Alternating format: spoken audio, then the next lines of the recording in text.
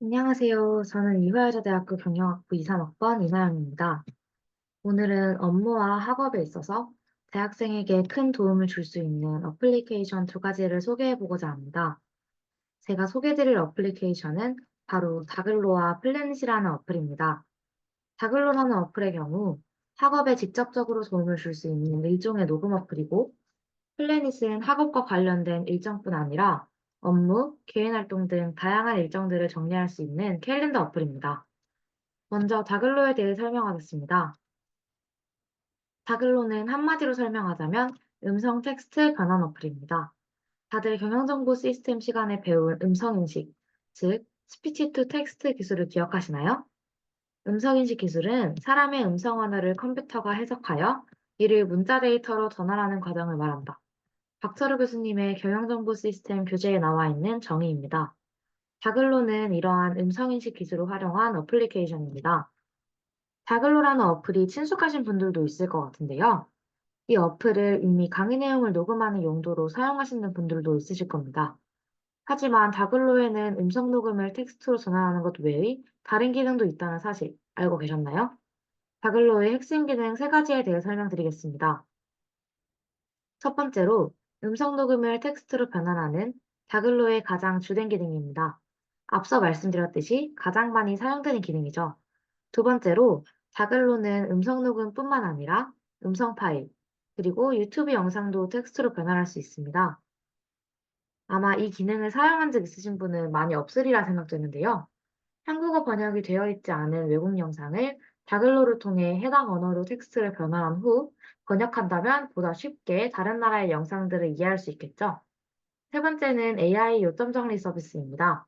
어플 사용 권한을 프로로 전환해서 유료로 AI 요점 서비스를 이용할 수 있는 다른 어플과는 달리 다글로의 경우 무료로 간단한 AI 요점 정리 서비스를 제공한다는 이점이 있습니다. 현재 간단한 AI 요점 정리의 경우 모든 사용자가 사용할 수 있으며, 꼼꼼히 요점 정리를 하는 기능은 베타 버전으로 이용자들에게 제공되고 있습니다. 다음으로는 다글로라는 어플의 특징에 대해 알아보겠습니다. 이 어플은 액션파워라는 회사가 만든 국내 최초의 인공지능 받아쓰기 서비스라는 특징을 가지는데요. 국내에 인공지능 받아쓰기 어플의 시장을 열었다는 점에서 높게 평가할 수 있을 것 같습니다. 두 번째는 자체 개발한 음성 인식 엔진을 활용해 음성 기술을 적용시켰다는 것입니다. 출시 이후에도 여러 세대를 거치며 음성 인식 엔진의 오후 인식률을 줄이고자 꾸준히 노력한 것을 알 수 있었습니다. 마지막으로는 한국어를 제외하고 무려 14개의 언어를 지원한다는 것인데요. 이를 통해 어플의 진입 장벽을 낮춰 더 다양한 언어를 사용하는 이용자들을 확보할 수 있었을 것입니다. 이해를 돕고자 실제 어플리케이션을 캡처한 사진을 가져와 보았습니다. 가장 왼쪽이 다글로에 처음 들어가면 뜨는 초기 화면입니다. 아래쪽 중간에 위치한 플러스 버튼을 확인할 수 있는데요. 이 플러스 버튼을 눌러서 녹음, 파일 업로드, 유튜브 링크를 넣어 음성을 텍스트로 변환할 수 있고, 텍스트로 변환 시 AI 요점 정리와 스크립트를 확인할 수 있습니다. 스크립트의 문장을 터치하면 듣고 싶은 문장으로 문장별 이동이 가능합니다. 또한 파일들을 각각의 폴더에 나눠 보관할 수도 있으니 과목별로 정리하기도 편리하겠죠? 스크립트의 북마크 기능을 통해 중요한 부분이나 다시 들을 부분을 표시해 줄 수도 있습니다. 그럼 다음 어플리케이션에 대해 설명해 볼까요? 플래닛은 일정 관리 캘린더 어플입니다. 이 어플은 요일별 일정 정리, 일정 공유, 일기 기능의 세 가지 주요한 기능을 가지고 있는데요. 하나하나 실제 어플을 캡처한 사진과 함께 살펴보겠습니다. 첫 번째로 요일별 일정 정리입니다. 제가 개인적으로 대학생분들께 그 많고 많은 캘린더 어플 중에서 이 어플을 추천드리는 이유가 있는데요.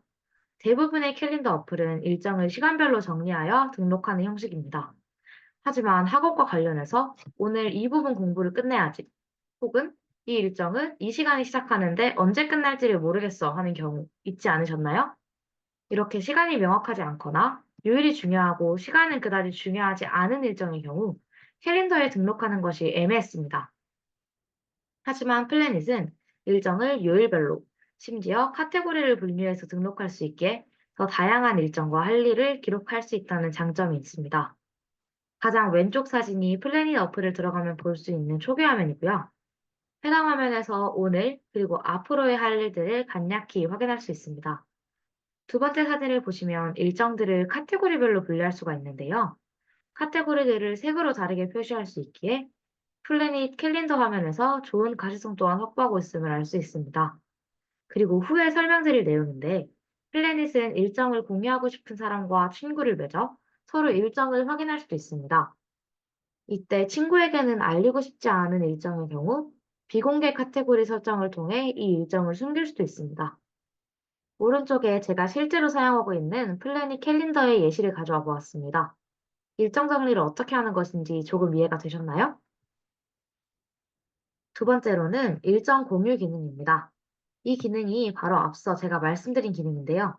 플랜이 초기 화면에 위에 떠있던 친구의 프로필을 누르면 그 친구의 일정을 확인할 수 있습니다. 업무 진행을 함께 할 때, 여행 계획을 짤 때, 서로 일정을 공유하고자 하는 연인, 그리고 가족 관계에서 유용하게 쓸 수 있습니다. 이 화면은 실제로 저와 일정 공유를 하고 있는 제 가족의 플래닛입니다. 세 번째로는 일기 기능입니다. 플래닛을 사용하시던 분들도 이 기능을 모르시는 경우가 많아 이번 기회에 설명드리고자 가지고 오게 되었습니다. 플래닛 캘린더 화면에서 월 표시를 볼 수 있는데요. 2024년 5월과 같이 이러한 월 옆에 있는 화살표 버튼을 누르면 일기 전환 항목이 있습니다. 이 버튼을 누르면 일기 기능을 사용하실 수 있는데요. 사진에서 확인하실 수 있듯이 요일별로 기록하고 싶은 사진을 삽입해서 그림일기처럼 간단하게 일기를 기록할 수 있습니다. 아기자기하게 일기를 기록하고 사진들을 기록해 놓는 것도 있었던 일들을 되돌아볼 때 참 좋을 것 같습니다. 플래닛에는 주요한 기능으로 뽑히는 이 세 가지뿐만 아니라 더 다양한 기능들이 있는데요. 플래닛은 지난달 일정 통계 기능을 제공해서 지난달의 일정 관리가 어떻게 이루어졌는지를 알려줍니다. 몇 개의 일정을 완료했는지, 가장 많이 기록되고 완료된 카테고리가 무엇인지, 가장 바빴던 날이 언제인지를 알려주는데요. 이 통계를 통해서 간단하게 지난달을 돌아볼 수 있어서 개인적으로 좋았던 기능입니다. 그리고 미완료한 할 일을 따로 모아서 확인할 수가 있습니다. 이 기능을 통해서 일정을 미루게 되더라도 내가 못했던 일정들이 무엇인지를 확인하고 수행할 수 있도록 도와줍니다. 또한 아이폰의 경우 핸드폰 위젯에서 홈 화면에 캘린더 위젯을 추가할 수가 있는데요. 어플에 들어가지 않고도 홈 화면에서 한눈에 일정이 파악되어 개인적으로 아주 유용하게 사용하고 있는 기능 중 하나입니다. 저 같은 경우는 아이폰뿐만 아니라 아이패드에도 위젯을 설정해둬서 항상 일정 확인을 꼼꼼하게 할 수 있게끔 하고 있습니다. 지금까지 대학생에게 추천해드리고 싶은 어플 두 가지에 대해 소개해드렸는데요. 이미 해당 어플을 사용하고 계시더라도 제 영상을 통해 새로운 기능을 접하고 사용하게 되는 계기가 되었으면 좋겠습니다. 이상으로 영상을 마치겠습니다. 감사합니다.